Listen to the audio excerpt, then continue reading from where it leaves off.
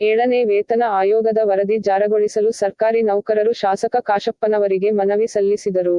ರಾಜ್ಯ ಸರ್ಕಾರವು 7ನೇ ವೇತನ ಆಯೋಗ ನೀಡಿದ ವರದಿಯನ್ನು ಯಥಾವತ್ತಾಗಿ ಜಾರಿಗೆ ಮಾಡುವುದು, ಹಳೆ ಪಿಂಚಣಿ ಯೋಜನೆ ಜಾರಿಗೊಳಿಸುವುದು ಹಾಗೂ ನಗದುರಹಿತ ಆರೋಗ್ಯ ಸಂಜೀವಿನಿ ಯೋಜನೆ ಜಾರಿಗೊಳಿಸುವಂತೆ ಇಳಕಲ್ ಹಾಗೂ ಹುನಗುಂದ ತಾಲೂಕುಗಳ ಸರಕಾರಿ ನೌಕರರ ಸಂಘದ ಅಧ್ಯಕ್ಷರಾದ ಪರಶುರಾಮ ಪಮ್ಮಾರ ಹಾಗೂ ಸಂಗಣ್ಣ ಹಂಡಿ ನೇತೃತ್ವದ ಪದಾಧಿಕಾರಿಗಳು, ತಾಲೂಕಿನ ಸರ್ವ ಇಲಾಖೆಗಳ ವೃಂದ ಸಂಘಗಳ ಪದಾಧಿಕಾರಿಗಳು ಹಾಗೂ ಅಪಾರ ಸಂಖ್ಯೆಯ ಸರ್ಕಾರಿ ನೌಕರರ ಸಹಭಾಗಿತ್ವದೊಂದಿಗೆ ಹುನಗುಂದ ಮತಕ್ಷೇತ್ರದ ಶಾಸಕರಾದ ವಿಜಯಾನಂದ ಎಸ್ ಕಾಶಪ್ಪನವರ್ ರವರಿಗೆ ಮನವಿ ಪತ್ರ ಸಲ್ಲಿಸಲಾಯಿತು. ಮನವಿ ಸ್ವೀಕರಿಸಿ ಮಾತನಾಡಿದ ಶಾಸಕರಾದ ವಿಜಯಾನಂದ ಎಸ್ ಕಾಶಪ್ಪನವರ್, ಸರ್ಕಾರಿ ನೌಕರರ ಬೇಡಿಕೆಗಳು ಬಹುದಿನಗಳಿಂದ ಈಡೇರದೇ ಇರುವುದನ್ನು ಗಮನಿಸಲಾಗಿದೆ. 6ನೇ ವೇತನ ಆಯೋಗ ಜಾರಿಗೆ ತಂದಿದ್ದು ನಮ್ಮ ಸರ್ಕಾರವೇ, ಅದೇ ರೀತಿ 7 ವೇತನ ಆಯೋಗ ಜಾರಿಗೆ ತರಲಾಗುವುದಾ? ಹಾಗೂ ನಾವು ಚುನಾವಣೆ ಪ್ರಣಾಳಿಕೆಯಲ್ಲಿ ಹಳೆ ಪಿಂಚಣಿ ಯೋಜನೆ ಜಾರಿಗೊಳಿಸುವುದಾಗಿ ಹೇಳಿದ್ದು, ಅವಶ್ಯವಾಗಿ ನೌಕರರ ಆಶೋತ್ತರಗಳಿಗೆ ಸ್ಪಂದಿಸುವ ಕಾರ್ಯವನ್ನು ನಾವು ಮಾಡುತ್ತೇವೆ ಹಾಗೂ ಮಾನ್ಯ ಮುಖ್ಯಮಂತ್ರಿಗಳ ಗಮನಕ್ಕೆ ತಂದು ಬೇಡಿಕೆ ಈಡೇರಿಸಲಾಗುವುದು ಎಂದರು.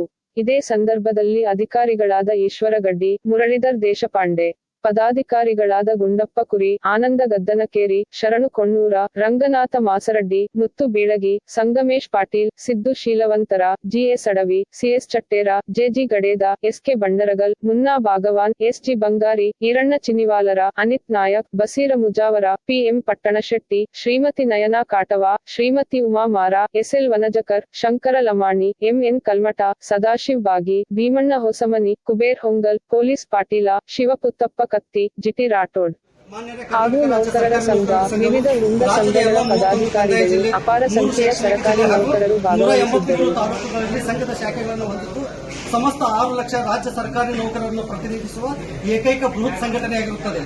ಸಂಘವು ರಾಷ್ಟ್ರ ಹಾಗೂ ರಾಜ್ಯದಲ್ಲಿ ಸಂಭವಿಸುವ ಪ್ರಕೃತಿ ವಿಕೋಪ, ಉತ್ತರ ಕರ್ನಾಟಕ ಪ್ರವಾಹ, ಕೋವಿಡ್ ಸಂಕಷ್ಟದಲ್ಲಿ ಸರ್ಕಾರಕ್ಕೆ ಆರ್ಥಿಕ ಸಹಕಾರ ನೀಡಿ ಸೇವಾ ಕಾರ್ಯ ನಿರ್ವಹಿಸುವ ಮೂಲಕ ದೇಶದಲ್ಲಿಯೇ ಮಾದರಿ ಸಂಘಟನೆಯಾಗಿದೆ. ರಾಜ್ಯದಲ್ಲಿ 2,60,00,000 ಹುದ್ದೆಗಳು ಖಾಲಿ ಇದ್ದರೂ ಸಹ ಸರ್ಕಾರವು ಜನಸಾಮಾನ್ಯರ ಕಲ್ಯಾಣ ಹಾಗೂ ರಾಜ್ಯದ ಅಭಿವೃದ್ಧಿಗಾಗಿ ಸರ್ಕಾರ ಜಾರಿಗೊಳಿಸುವ ಯೋಜನೆಗಳನ್ನು ಶ್ರೀಸಾಮಾನ್ಯರಿಗೆ ತಲುಪಿಸುವ ಕಾರ್ಯದ ಜೊತೆಗೆ ರಾಜ್ಯದ ಅಭಿವೃದ್ಧಿ ಸೂಚ್ಯಂಕದ ಬೆಳವಣಿಗೆಯಲ್ಲಿ ಹಾಗೂ ಜಿಎಸ್ಟಿ ತೆರಿಗೆ ಸಂಗ್ರಹಣೆಯಲ್ಲಿ ಇಡೀ ದೇಶಕ್ಕೆ ಮಾದರಿಯಾಗಲು ಸರ್ಕಾರಿ ನೌಕರರ ಪಾತ್ರ ಅತ್ಯಂತ ಪ್ರಮುಖವಾಗಿದೆ. ಇಂತಹ ಕಾರ್ಯಾಂಗದ ನೌಕರರ ಬೇಡಿಕೆಗಳನ್ನು ಈಡೇರಿಸುವುದು ಸರ್ಕಾರದ ಜವಾಬ್ದಾರಿಯಾಗಿರುತ್ತದೆ. ರಾಜ್ಯ ಸರ್ಕಾರಿ ನೌಕರರ ಬೇಡಿಕೆಗಳ ವಿವರಗಳು: ರಾಜ್ಯ 7ನೇ ವೇತನ ಆಯೋಗವು ಸರ್ಕಾರಕ್ಕೆ ಸಲ್ಲಿಸಿರುವ ವರದಿಯನ್ನು ಯಥಾವತ್ತಾಗಿ ಜಾರಿಗೊಳಿಸಿ ಸರ್ಕಾರಿ ಆದೇಶವನ್ನು ಹೊರಡಿಸುವಂತದ್ದು. ಈ ಹಿಂದಿನ 6ನೇ ವೇತನ ಆಯೋಗವು ದಿನಾಂಕ 1/6/2017ರಲ್ಲಿ ರಚನೆಯಾಗಿ ದಿನಾಂಕ 31/1/2018ರಲ್ಲಿ ವರದಿ ಸಲ್ಲಿಸಿ 1/3/2018ರಲ್ಲಿ ಸರ್ಕಾರಿ ಆದೇಶ ಹೊರಡಿಸಿ ಕೇವಲ 9 ತಿಂಗಳಲ್ಲಿ 6ನೇ ವೇತನ ಆಯೋಗವು ಜಾರಿಗೊಳಿಸಲಾಗಿತ್ತು. ಸಂಘದ ಒತ್ತಡದ ಹಿನ್ನೆಲೆಯಲ್ಲಿ 19/11/2022ರಂದು ನಿವೃತ್ತ ಮುಖ್ಯ ಕಾರ್ಯದರ್ಶಿಗಳಾದ ಕೆ ಸುಧಾಕರ್ ಅವರ ಅಧ್ಯಕ್ಷತೆಯಲ್ಲಿ ರಾಜ್ಯ 7ನೇ ವೇತನ ಆಯೋಗವನ್ನು ರಚಿಸಿ 6 ತಿಂಗಳೊಳಗೆ ಸರ್ಕಾರಕ್ಕೆ ವರದಿ ಸಲ್ಲಿಸಲು ಆದೇಶಿಸಿತ್ತು.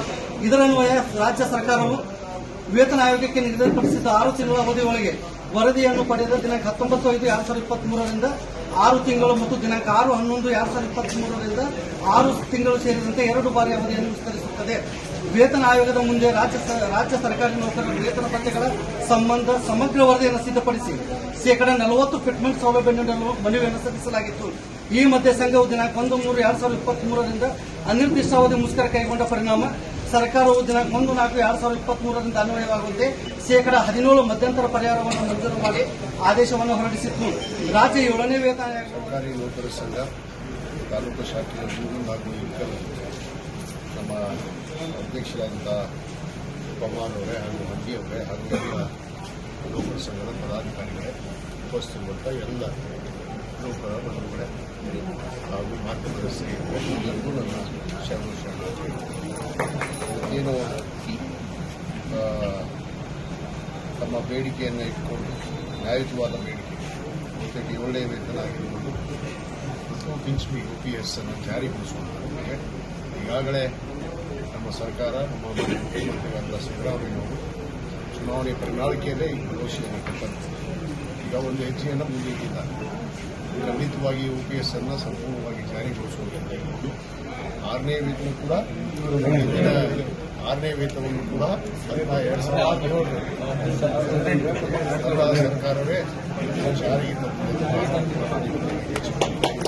ಆದ ಕಾರಣ 7ನೇ ವೇತನವನ್ನು ಕೂಡ ಈಗಾಗಲೇ ಮಾನ್ಯ ಮುಖ್ಯಮಂತ್ರಿಗಳು ಇದರ ಬಗ್ಗೆ ಸಮಗ್ರ ಚರ್ಚೆಯನ್ನು ಮಾಡಿದಾಗ ತಮಗೂ ಕೂಡ ಗೊತ್ತಿರುವಂಥ ವಿಷಯ.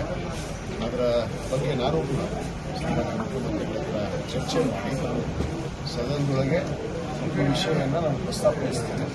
ನಮ್ಮ ಬಗ್ಗೆ ಧ್ವನಿಯನ್ನು ಎತ್ತುವುದರ ಮುಖಾಂತರ ನಮಗೆ ನ್ಯಾಯವನ್ನು ಒದಗಿಸುವಂತೆ ನಾನು ಕೂಡ ಸರ್ಕಾರದ ಪಾತ್ರವಾಗಿ ಖಂಡಿತವಾಗಿ ಕೆಲಸವನ್ನು ಮಾಡ್ತೀನಿ ಎಂಬ ಮಾತನ್ನು ಈ ಸಂದರ್ಭದಲ್ಲಿ ತಮಗೆ ಮುಖ್ಯಮಂತ್ರಿಗಳಿಗೆ ನಮ್ಮ ಎಲ್ಲ ಬೇಡಿಕೆಗಳು ಏನು ಅನೇಕ ಬೇಡಿಕೆಗಳಿವೆ, ಅದಕ್ಕೆ ಆ ಬೇಡಿಕೆಗಳನ್ನು ನಾವು ಗಮನಕ್ಕೆ ಸದನದಲ್ಲಿ ಚರ್ಚಿಸಿ ಅದಕ್ಕೆ ಒಂದು ಸೂಕ್ತ ನಿರ್ಧಾರವನ್ನು ಸರ್ಕಾರ ತೆಗೆದುಕೊಳ್ಳುವಂತೆ ನನ್ನ ಒತ್ತಡದ ನಮ್ಮ ಜೊತೆ ನಿರೂಪಣೆ ಒಂದು ಮಾತನ್ನು ಈ ಸಂದರ್ಭದಲ್ಲಿ ಹೇಳಿ ಈ ಒಂದು ಏನೊಂದು ಮನವಿಗೆ ಸಕಾರಾತ್ಮಕವಾಗಿ ನಾನು ಕೂಡ ಸ್ಪಂದಿಸಿದ್ದೀನಿ ಮತ್ತು ಸರ್ಕಾರ ಕೂಡ ಖಂಡಿತವಾಗಿ ಸ್ಪಂದಿಸುತ್ತೆ ಅನ್ನೋ ವಿಶ್ವಾಸವನ್ನು ವ್ಯಕ್ತಪಡಿಸಿ ನಮಗೆಲ್ಲರಿಗೂ ವಂದಿಸಿ